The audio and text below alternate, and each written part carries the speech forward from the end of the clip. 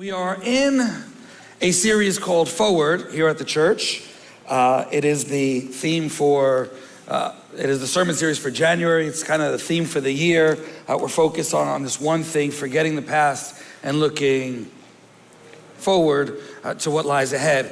And so I want to talk to you out of this thought of moving forward. I want to talk to you of a thought that I call through the valleys. I want to talk to you about three valleys in the Bible where people in the Bible got stuck in the valley, in the in-between, and they were never able to move forward. They got stuck in the valley. They got stuck in between. They were never able to move forward. The dictionary defines a valley as being an elongated depression in the earth. It's associated with low points. It doesn't have the views. It's not exciting. There's nothing to see here. There's nothing to do here. It's the undesired place. It's the place in between where a lot of people get stuck and settle and never move forward. I like to watch a lot of History Channel. I love to watch, I don't know if you've seen Yellowstone. I don't know if we're allowed to watch that on the fast, or maybe not.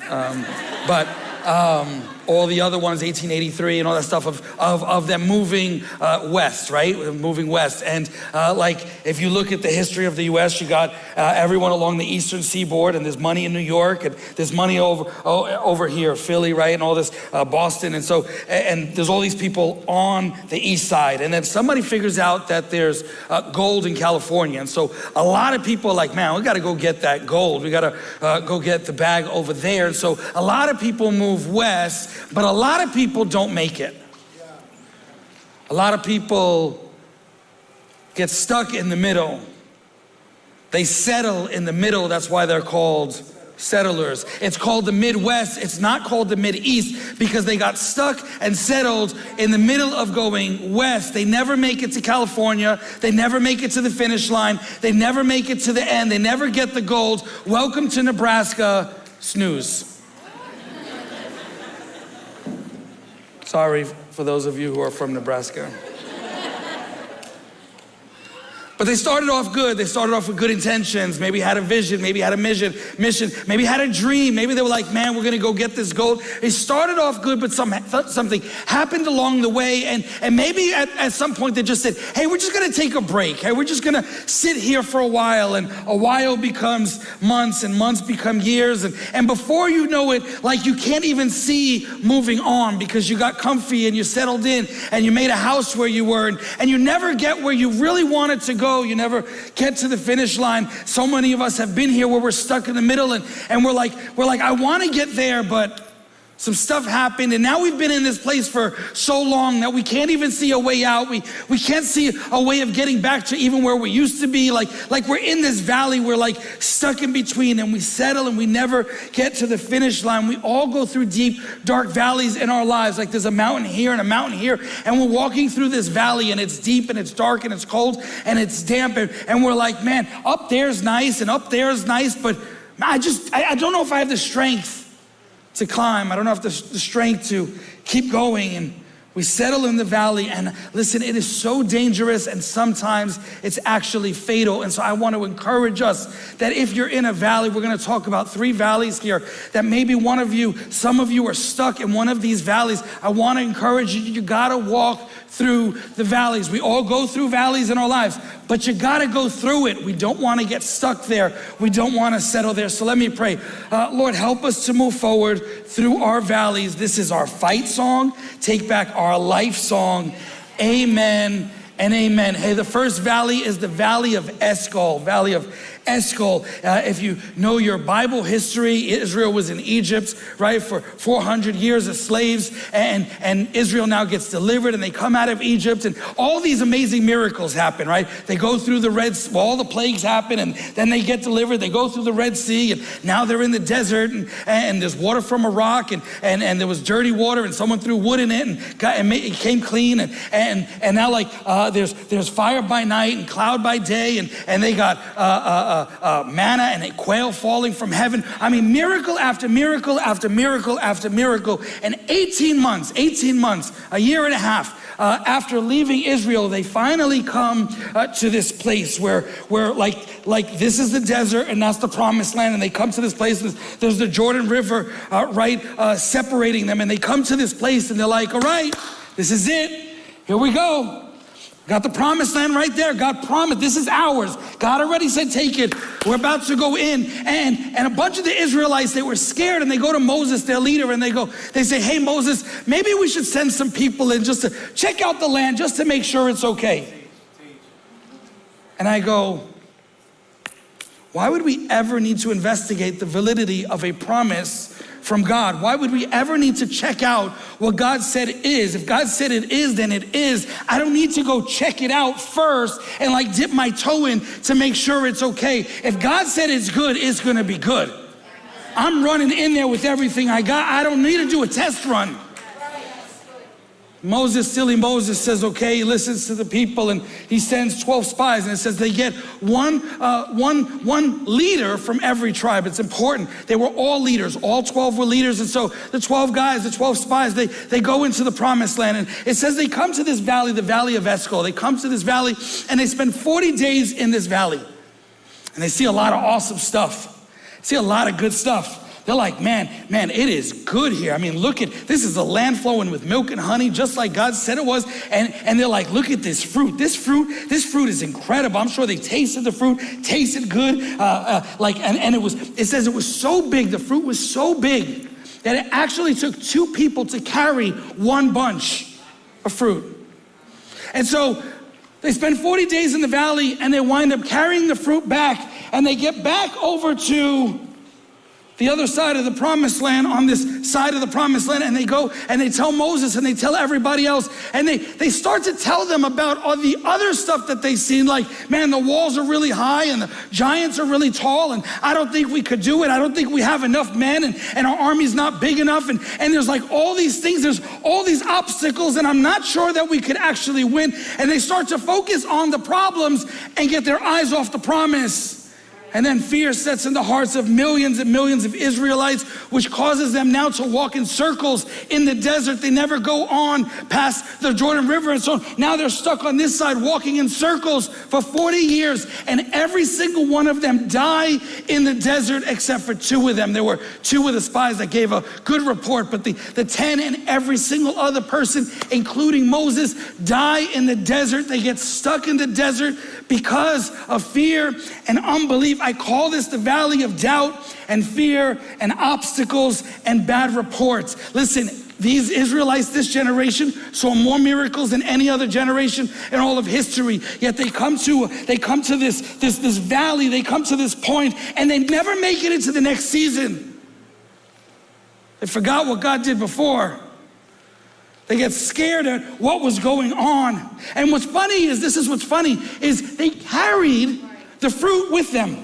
So imagine, as they're telling the report, as they're giving this bad report and talking about all the obstacles and they're instilling fear in everybody, they're actually holding the fruit while they're telling their bad report. Like they got the evidence of the promise, proof of the promise in their hands, and they're instilling fear.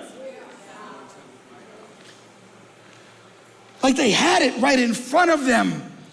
But so many times our fear is greater than our faith, and we're not looking at what's in front of us. We're looking at other things, and we're looking at ourselves as if the promise fulfiller is ourselves, and we get scared, and it is not only instills fear in us, it instills fear in everybody around us. Doubting in the middle of a miracle, and it's so easy to forget what God's done for us and for others. And then we literally allow the fear to keep us from what God's called us to receive, called us to possess. We literally allow it to keep us from where He wants to take us. And we get stuck in this valley. You cannot stay in the valley of fear and unbelief and doubt and bad reports. You gotta get out, you gotta get out, you gotta get out. You gotta walk through this valley because it will kill you. Second valley, valley of Hinnom or Gehenna. This is Gehenna is a place in Jerusalem where right outside of Jerusalem, they had this place where they would burn garbage, and garbage was always being burnt because there's always garbage. If your house is anything like my house, there's always garbage. And so there's garbage and they're constantly burning it. And so while Jesus is actually walking around in Jerusalem, he's actually pointing several times over to Gehenna, saying in that valley where the fire is constantly burning, he makes a comparison to hell, like the eternal flame. So everyone knew this was a bad place, right? And so in this valley is where Judas, one of the 12, handpicked by Jesus in the ministry, one of the leaders, like spent 3 years with Jesus, listening to all the parables and the teachings, watching the miracles. I mean, he had a front row seat. The same Judas sells out Jesus for 30 pieces of silver. It says that after he betrays Jesus, he goes down to the valley of Gehenna and he actually takes the money, according to Acts, and he buys a piece of land called Alkema, and he buys the piece of land which they later translate to the field of blood, and he buys this piece of land in the valley and he hangs himself. He can't deal with what he did. He can't, there's all the shame and his guilt, so he can't deal with what he did, and so he hangs himself, and while he's hanging, either the branch breaks or the rope breaks, and his body falls on a rock and actually gashes his stomach, and all his guts come flying out. I call this the valley of guilt and shame of past mistakes. Man, I lived here for too long. I made so many mistakes. I still make mistakes, but then, man, I would make mistakes and I would let these mistakes hang me. I would let these mistakes like torture me. I mean, like I couldn't move on. Like I came to this place like there's no way I'm forgiving myself. No way God's gonna forgive me. And I like my stomach was in knots, and like it felt like my guts were out. Like I just didn't know what to do. I didn't know how to move past it. And so I would get stuck in this valley of guilt and shame and embarrassment, and man, I know what I did, and who's gonna, man, what if someone finds out, or man, I can't forgive myself, God can't forgive me, and I would just get stuck here. And of course, the enemy loves to remind you, right? He loves to remind you what you did, and then be like, hey, you think you're gonna get on stage and teach a sermon? Oh, you think you're gonna serve in ministry? Oh, you think you're gonna give an offering thought? Or you think you're gonna run a camera? You think you're gonna get baptized? You know what you did. You know what you did last summer. You know what you did yesterday. I saw you, like everybody, like people know things about you. You, A lot of us get caught in this valley and we get stuck with this guilt and shame, and it literally doesn't allow us to move forward. You gotta walk through this valley. Third valley, Valley of Achor. This is in Joshua 7. This is after the 40 years of walking in the desert, walking in circles in the desert. This is every generation, that whole generation that were stuck in the valley of unbelief and fear and doubt and bad reports. That whole generation, they all died. So this is after 40 years, they all died, and now we have the new leaders, Joshua and Caleb. They come right back to where they were 40 years ago, where they should have crossed already. They come back, and now they're back at the Jordan River, and here's the desert, here's what's behind them, and here's the promised land. And it says the Jordan River was at flood stage, and big miracle, God opens it up, they walk across, and now they're in the promised land, and they come to their very first city, their first enemy. It's Jericho.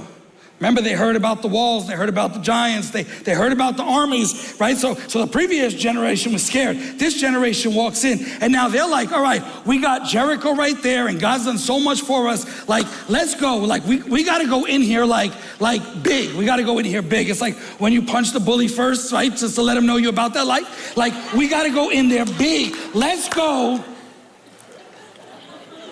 And God's like, nope. I want you to take a walk. No, but the enemy's right there, God. Like, we gotta go. No. I want you to walk around the city. I want you to go home for day one. I just want you to take a walk. But this doesn't make sense, God. We've been walking in circles for 40 years. You want us to walk in circles again around this? Like, this doesn't, like we're wasting time here. We gotta move. No.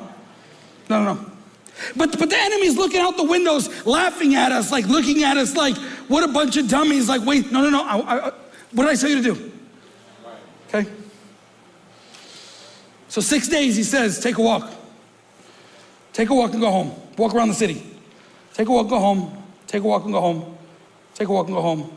Take a walk and go home. Take a walk and go home. Take a walk and go home. 6 days go by. Seventh day they wake up. Josh is like, all right, guys, seventh day, we're gonna take a walk and go home. God's like, no, not today. Today's different. That's why it's important reading daily devotions. It's important reading our word, getting it right. It's daily strategies, daily instructions. God's gonna tell us something new. You think you know like his patterns? Don't ever get caught in those patterns. Let him speak to you every day. If he tells you the same thing as yesterday, awesome, do that. But every single day, you never know. God's gonna direct you and lead you. No, go this way. And so this time he says, I don't want you to take a walk, go home. I actually want you to take 7 walks and go home. I want you to walk around the city 7 times, but then I want you to blow a trumpet, and then I want you to shout at the wall.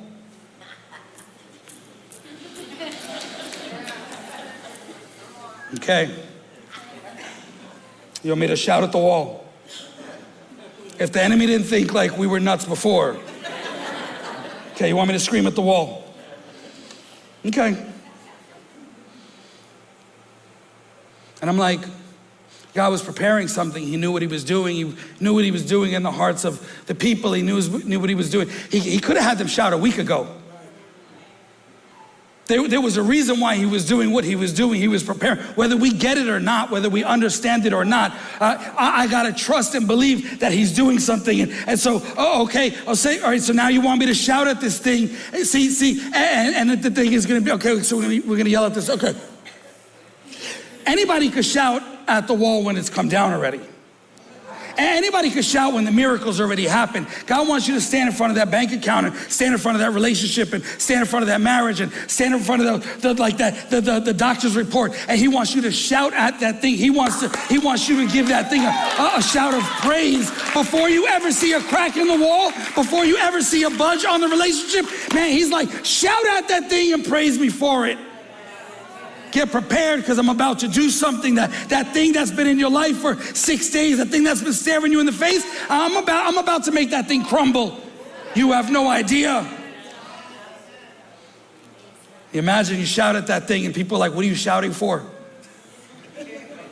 Don't you see how big that wall is? Don't you see how strong that thing, don't you know how long that's been there for? What are you shouting for? Because God told me to. And if he said to shout, then I'm gonna shout, and I believe he's gonna do something. See, the world says see and believe, but God says believe and you'll see.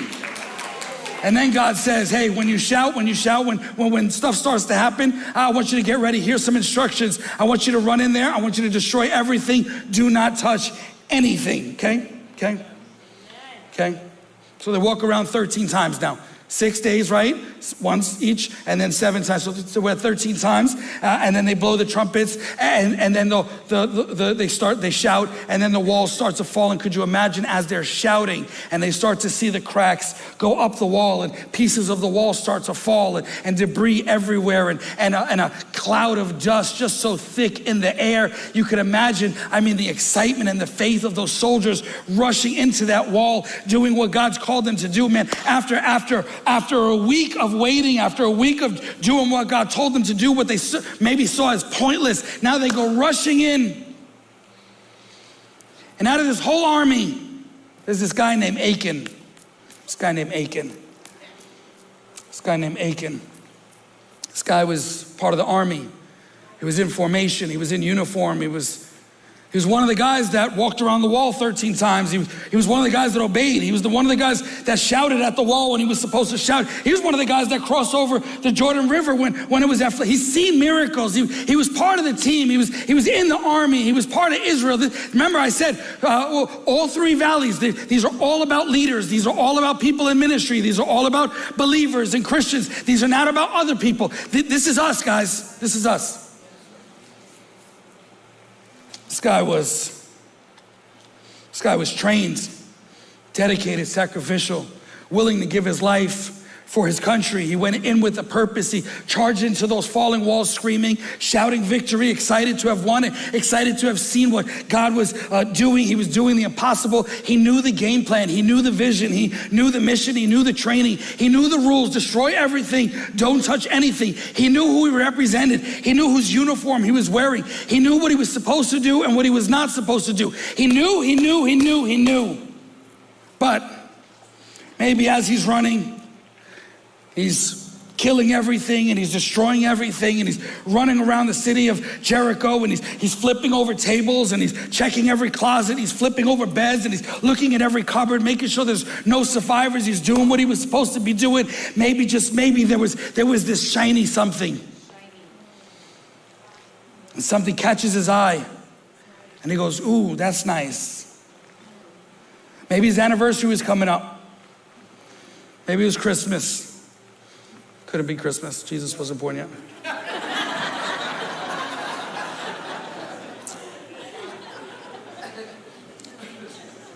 Something distracted him. Something got him. And he looked and he saw it and he grabbed it and he puts it in his coat. And then maybe he looks around, okay, nobody saw me, nobody's gonna notice. And he goes back to doing what he was supposed to do. He goes back and he's killing everything and destroying everything. He goes back and he finally gets home and he goes in his tent without telling anybody. He doesn't tell his wife, he doesn't tell his kids, he doesn't tell anybody. And he puts that thing underneath his tent and no one's gonna know. I call this the valley of distraction.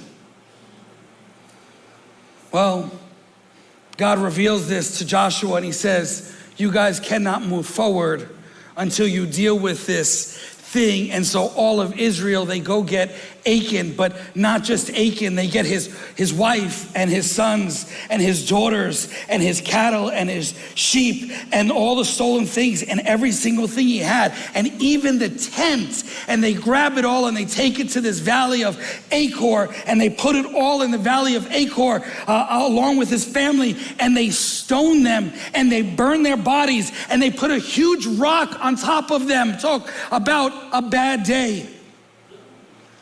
Valley of distraction.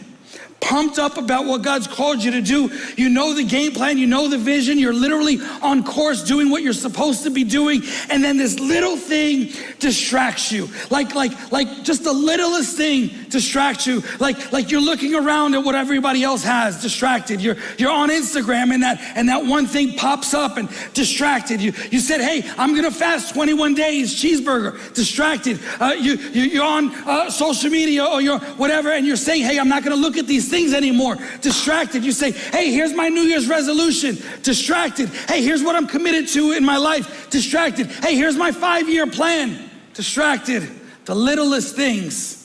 Doing what we're supposed to be doing on our way, like following the game plan, and that little thing, that shiny little thing that's not supposed to be ours distracts us, and it costs us everything. Like we know we're supposed to be doing and not supposed to be doing. We know whose team we're on. And now it costs us everything.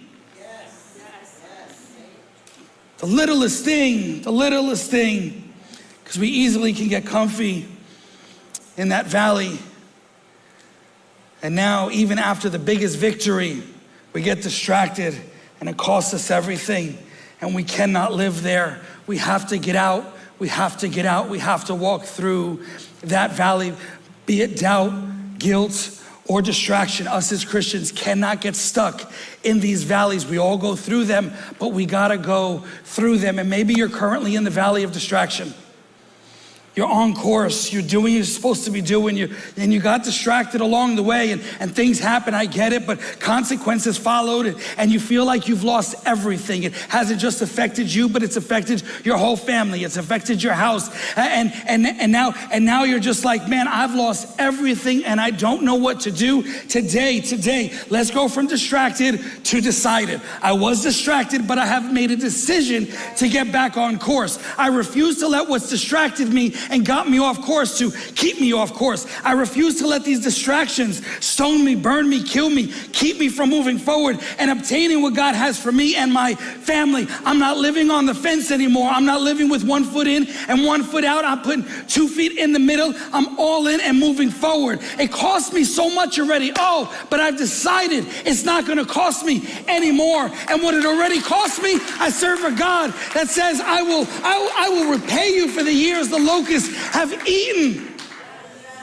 Achan walked around the city 13 times. 13 actually means blessing, but he turned his blessing into a curse. He caused it to stone him and put a big boulder on him. It cost him everything, even his family. But I thank God we don't serve a God that treats us as our sins deserve.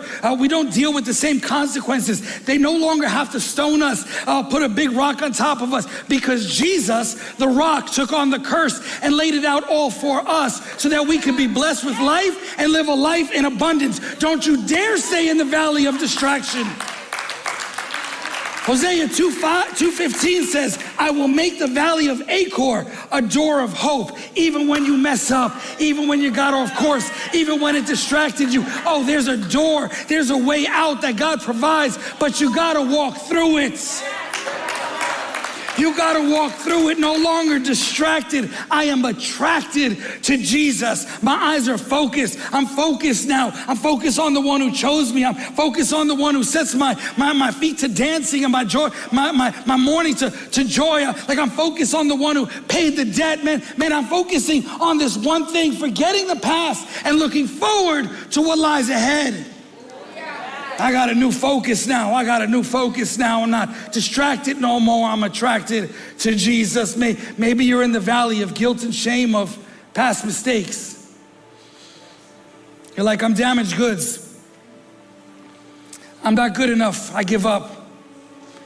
Maybe you're like, man, I need at least a few clean weeks before God could love me again, or before I could come to church again or serve in ministry again.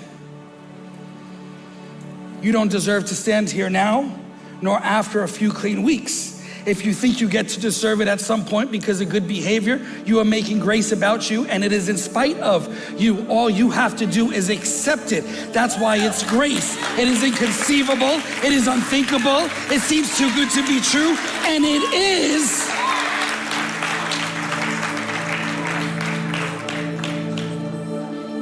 So many times, think about the guilt, we think about the shame, and we hang ourselves for it. But you don't have to hang yourselves, because Jesus hung himself. He took on our guilt and shame. He paid the price. He paid the price that would have covered Judas's sin.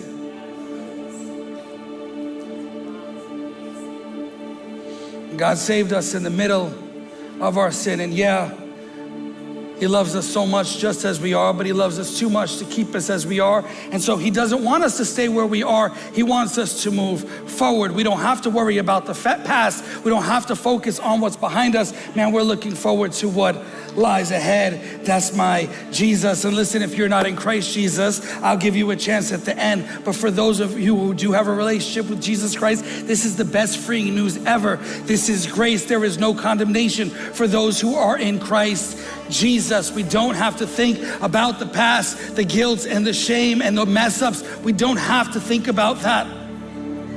We get to walk free with all the joy, because Jesus paid the price. And grace is not a license to sin, but it's a reason not to. And it's so good that as we walk through this life, we're gonna mess up, just to know that we're covered, to know that he's got us. You know, it's so funny. It's like he's mad at us. Like we think he's mad at us for what we did. He knew we were gonna do it. It's why he died. And if he knows what we're gonna do 10 years from now, wouldn't he just be mad at you now for what you're gonna do then? No. This is the grace of Jesus. And see, the enemy, he knows your past, but he does not know your future. But God knows your past, And despite your past, using your past, he actually secures an incredible future for you. You put a period on the past. We say, next chapter, let's go. I refuse to let my past dictate my present. My history is only a setup for my destiny. Shame says you have no right to your future. Jesus says, I've already secured your future. So when the enemy gets to you and he reminds you of your past, you go, hey, enemy, I'm focusing on this one thing. I'm forgetting the past and I'm looking forward to what lies ahead. Because the cross is in my past too, and it covers me today, and it covers me tomorrow, and it keeps covering me every single day. And maybe you're in the valley of unbelief and fear and doubt and bad reports. You've forgotten all that God's done for you or for other people. You've forgotten that the proof of the promise is right in your hands. It's right in front of you. All the blessings, all the things that he's done for other people and for you in your past, but you just find it hard to believe for now. Maybe he gave you a vision of a business or go back to school or kids or relationships and it's just been so long and you got stuck in this valley and something got you scared, like it's not gonna happen for me, and you stop believing that it's gonna be for you. Enemy told you that the good reports are for everybody else, not for you. They're for other people, but you, no. He has you walking in this valley, this dark valley, yet though I walk through the valley of the shadow of death, I will fear no evil. Why? Because you are with me, the good shepherd, the one that's ready to fight for me, the one that's ready to protect me no matter what wolf or bear or beast is coming at me. Oh, my good shepherd, he is there with his staff and his rod to protect me and to keep me. Oh, nothing is ever going to come against me. I don't care what enemy comes at me. Oh, God, my God is for me. He is not against me, and he's more powerful than anything. So I refuse to believe the enemy. I refuse to accept that. I refuse to get stuck there. I refuse to keep crying over that anymore. I refuse to waste another day in the desert. I refuse to stay on this side of the promised land. And hey, it's funny, Joshua and Caleb, the two good guys in the story of the spies. We all remember those guys' names, right? We remember the guys that believed. Don't nobody know any of the other names of the guys that they gave the negative reports, the guys that didn't believe, the guys that put fear in other people. Nobody remembers them. And eventually Joshua and Caleb, along with the generation, right? They move into the promised land. They had to walk into the next season without the other generation, that whole other generation of fear and unbelief and bad reports. They got stuck in the desert. They all died. Joshua and Caleb with the new Israelites had to walk into the new season without them. Their past couldn't go with them. The things that were behind them weren't prepared for what was ahead of them. They couldn't walk into the next chapter with them. God couldn't bring that thing into the promised land. They had to leave that thing behind.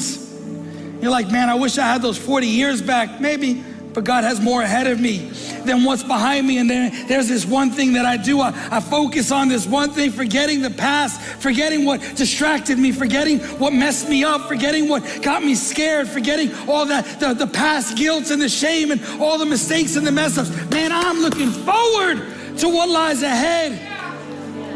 I'm not staying in this valley. I'm walking through this valley, through the pain and through the hurt and through the walls, and I'm gonna shout as if those walls were already down. Man, you think those walls came down because of the loudness of their voice or anything to do with their vocal cords? It had nothing to do with their vocal cords. Listen, if you got no voice left because you've been shouting, you whisper at those walls. You keep whispering at those walls. You watch those things come down, because it has nothing to do with the loudness in your voice, but the loudness in your faith.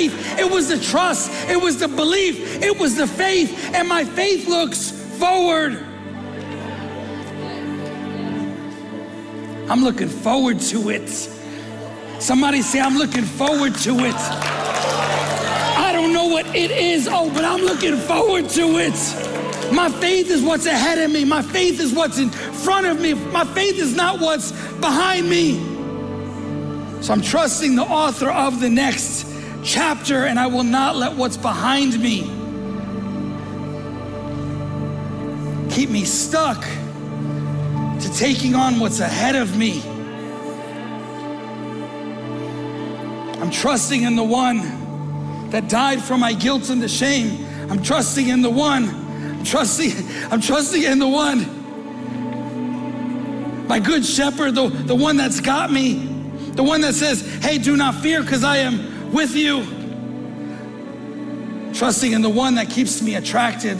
Trusting in the one in whom I made a decision. The one that's my light in the darkest moments. My lily in the